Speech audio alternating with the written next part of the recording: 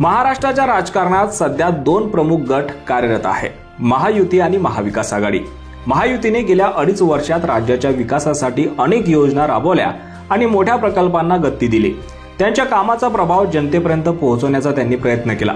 तर दुसरीकडे महाविकास आघाडीने मात्र मुख्यतः सरकारवर टीका करण्यावर भर दिला आहे। यामुळे दोन्ही गटांमधील कामगिरीची तुलना करण्याचं प्रमाण वाढलं आहे। महाविकास आघाडीच्या प्रारंभी एकजुटीचा संदेश दिला गेला, परंतु निवडणुका जवळ येताच आघाडीत मतभेद उघड होऊ लागले। विदर्भाच्या जागा वाटपावरून झालेला वाद, मुख्यमंत्री पदाबाबतचे मतभेद तसेच मोठा भाऊ कोण याबाबतचे प्रश्न हे सर्व महाराष्ट्राने पाहिले आहेत। राजकीय नेत्यांमध्ये समन्वयाचा अभाव आणि नेतृत्वावरून होणारे संघर्ष हे आघाडीच्या विश्वासार्हतेवर प्रश्नचिन्ह निर्माण करत आहेत। महाविकास आघाडीत सत्ता टिकवण्यासाठी एकत्र आलेल्या नेत्यांनी अनेकदा परस्परांवरच टीका केली आहे। अशा परिस्थितीत जे नेते आपापसातील मतभेद सोडवू शकत नाहीत ते राज्यातील गंभीर प्रश्नावर कसे मार्ग काढतील हा प्रश्न सर्वसामान्यांच्या मनात निर्माण होतो।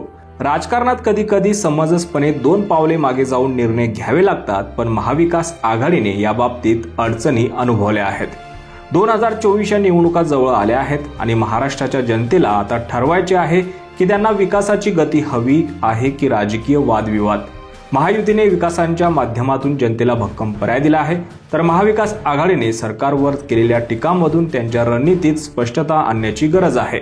या निवडणुकीत जनतेचे मत हेच अंतिम निर्णय ठरवेल।